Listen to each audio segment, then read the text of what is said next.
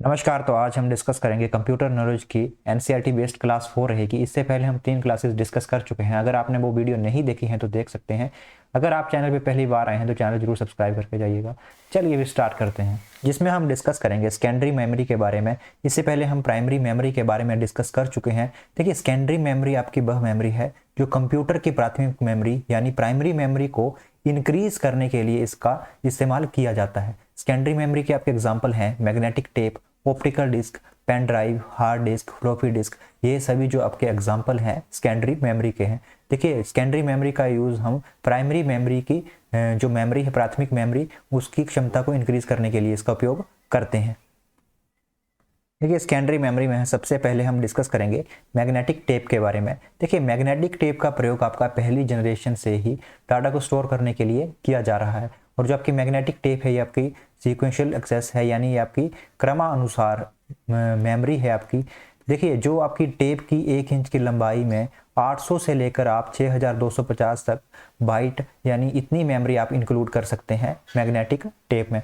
देखिए, टेप की लंबाई आपकी 200 से लेके 3600 फीट तक हो सकती है। जैसे आपकी पुरानी कैसेट थी उसमें जो आपका मैग्नेटिक टेप का यूज़ किया जाता था। याद रखिएगा, जो मैग्नेटिक टेप है ये आपकी सीक्वेंशियल एक्सेस है, यानी क्रमानुसार है। देखिए, सेकेंडरी मेमोरी में हम ऑप्टिकल डिस्क के बारे में डिस्कस करेंगे। अब इससे पहले हम मैग्नेटिक टेप के बारे में पढ़ चुके हैं। ऑप्टिकल डिस्क में आपकी सीडी, डीवीडी और बीआरडी ये सभी आपके ऑप्टिकल डिस्क के अंडर आते हैं।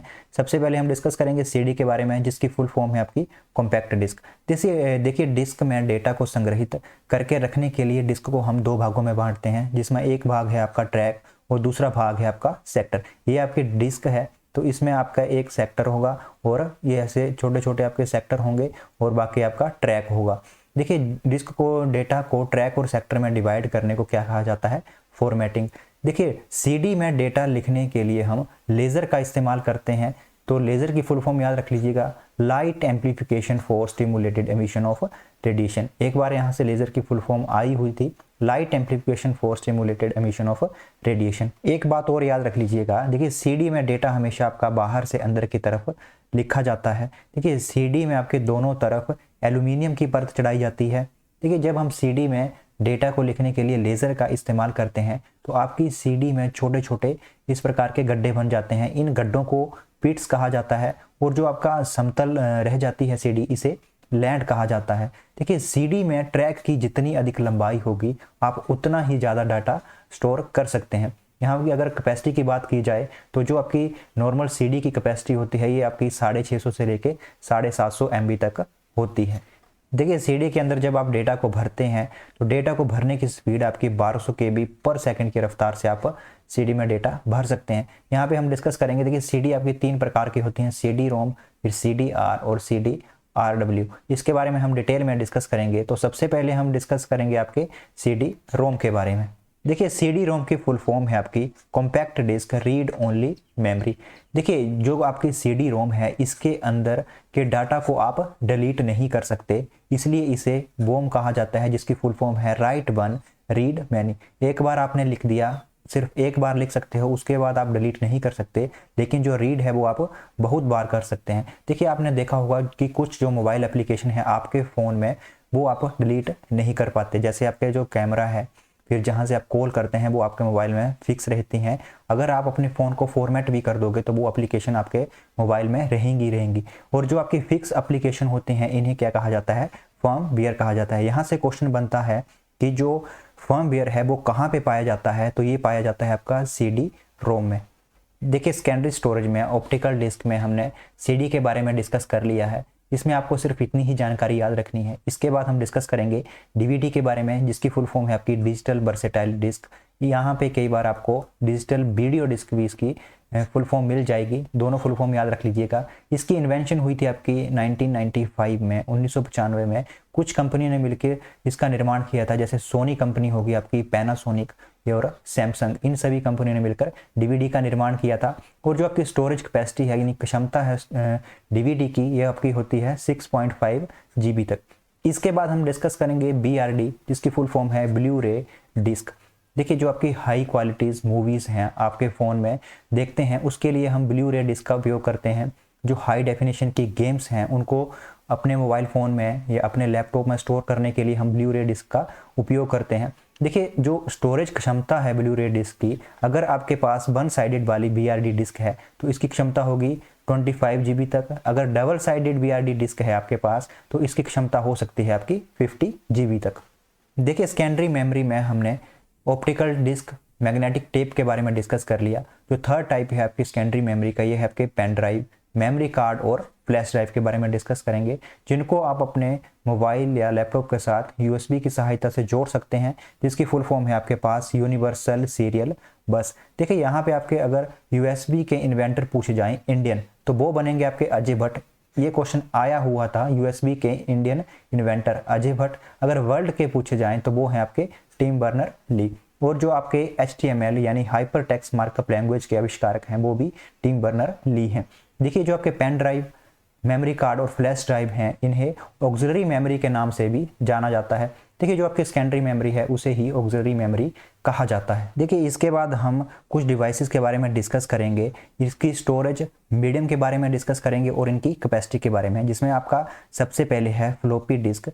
अगर आपके पास फ्लॉपी डिस्क 5.25 इंच की है तो इसका जो स्टोरेज मीडियम रहेगा वो आपका मैग्नेटिक रहेगा और इसकी क्षमता है आपके पास 1.2 MB मेगाबाइट के बराबर। अगर आपके पास फ्लॉपी डिस्क 3.5 इंच की है, इसका स्टोरेज मीडियम भी कितना है आपके पास मैग्नेटिक, और इसकी जो क्षमता रहेगी वो आपकी 80 KB से लेके 1.44 MB तक रहेगी। उसके बाद आपके पास अगर फ्लॉपी डिस्क 8 इंच की है तो इसका जो स्टोरेज मीडियम रहेगा वो आपका मैग्नेटिक रहेगा और जो इसकी क्षमता रहेगी वो आपकी 1.44 MB से अधिक रहेगी। इसके बाद आपका CD-ROM compact disc read only memory, इसकी स्टोरेज मीडियम आपका ऑप्टिकल रहेगा और इसकी जो क्षमता रहेगी वो आपकी रहेगी 640 से लेके 680 MB के बीच में। इसके बाद DVD-ROM, इसका मीडियम भी आपका ऑप्टिकल डिस्क रहेगा और इसकी जो क्षमता रहेगी वो आपकी 4.7 GB से लेके 17 GB तक हो सकती है। उसके बाद आपका पेन ड्राइव और मैग्नेटिक टेप तो आपका स्टोरेज मीडियम मैग्नेटिक ही रहेगा और जो आपका पेन ड्राइव है ये है आपका सॉलिड स्टेट डिवाइस, जिसकी क्षमता आपकी हो सकती है 1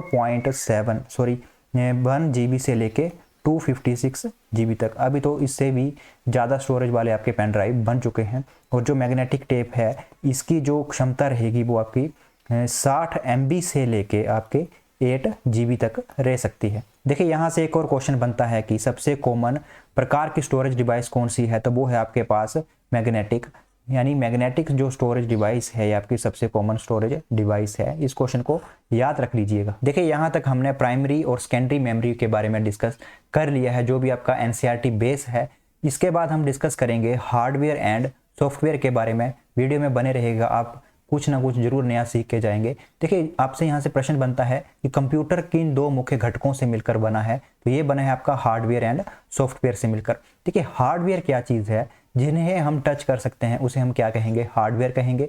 और जो सॉफ्टवेयर है ये आपका एक प्रोग्राम है। हार्डवेयर में आपके जितनी भी इनपुट डिवाइसेस हैं, आउटपुट डिवाइसेस हैं, ये सभी आपके हार्डवेयर में आएंगी। देखिए यहाँ से एक क्वेश्चन बनता है कि जो मेन इनपुट डिवाइसेस कौन सी हैं, ये है आपके पास कीबोर्ड और माउस। देखिए ऐसे तो आपके पास बहुत सारी इनपुट डिवाइसेस हैं, जैसे joystick, track ball, microphone, web camera, touch screen, graphic tab, MICR, OMR, ये सभी आपकी इनपुट डिवाइसेस हैं। लेकिन जो आपकी मेन इनपुट डिवाइसेस हैं वो हैं आपके पास कीबोर्ड और माउस। देखिए कीबोर्ड के बारे में हम डिटेल में डिस्कस करेंगे अभी। देखिए कीबोर्ड की शुरुआत की थी क्रिस्टोफर ने और टाइपराइटर की शुरुआत की थी जोहान्स गुटेनबर्ग ने। देखिए जो आपका कीबोर्ड है इसको 4 पार्ट में डिवाइड किया गया है। ये जो आपकी सभी हैं ये आपकी फंक्शन कीज हैं। ये जो आपका सेकंड पार्ट है ये आपका फर्स्ट पार्ट है। ये जो आपका सेकंड पार्ट है इसे अल्फान्यूमेरिक की कहा जाता है। और ये जो आपका थर्ड पार्ट है ये आपके पास स्पेशल की है। और ये जो फोर्थ पार्ट है ये है आपका न्यूमेरिक कीज, जिसकी संख्या 17 होती है। फंक्शन कीज आपके पास 12 होती हैं। यहाँ पे अल्फान्यूमेरिक कीज रहती हैं। जो शुरुआत की थी कीबोर्ड की वो की थी क्रिस्टोफर ने और टाइपराइटर की शुरुआत की थी जोहान्स गुटेनबर्ग ने। ठीक है, फंक्शन कीज की संख्या रहेगी आपके पास 12। अल्फान्यूमेरिक कीज जो है जैसे आपके 0, 1, 2, 3, स्पेशल कैरेक्टर, @ कैप्स लॉक, ये सभी आपकी अल्फान्यूमेरिक कीज हैं। स्पेशल की, page up, page down, direction की, ये आपकी स्पेशल कीज हैं। न्यूमेरिक की संख्या 17 है, जैसे नम लॉक, 0, 1, 2, 3, ये सभी आपकी न्यूमेरिक कीज हैं। यहाँ से प्रश्न बनता है कि टॉगल की किन्हें कहा जाता है? देखिए टॉगल का मतलब है की एक है आपके पास और इसके काम दो हैं। जो टोटल कीबोर्ड में टॉगल कीज हैं वो आपके पास दो हैं, कैप्स लॉक और नम लॉक। कीज एक है लेकिन इनका काम दो हैं। इसके बाद आपके पास मॉडिफायर की आपके पास तीन हैं, जैसे कंट्रोल, अल्ट और शिफ्ट। देखिए कंट्रोल आपका एमएस ऑफिस में सबसे ज़्यादा यूज होने वाली शॉर्टकट की है। अल्ट है आपके पास अल्टरनेटिव की, ये आपका माउस और टैब का काम करती है। अगर आपके पास माउस नहीं है और टैब नहीं है, अल्ट की का यूज़ कर सकते हैं आप। उसके बाद आपके पास शिफ्ट मॉडिफायर की है, चिन्हों को यानी सिंबल को प्रदर्शित करने के लिए हम शिफ्ट की का यूज़ करते हैं। इसके बाद हम डिस्कस करेंगे कीबोर्ड के माने की, यानी जो आपकी स्टैंडर्ड की हैं वो आपकी 101 से लेके 108 तक रहती हैं। इन्हीं के बीच में आपकी कीज प्रेजेंट होती हैं कीबोर्ड पे।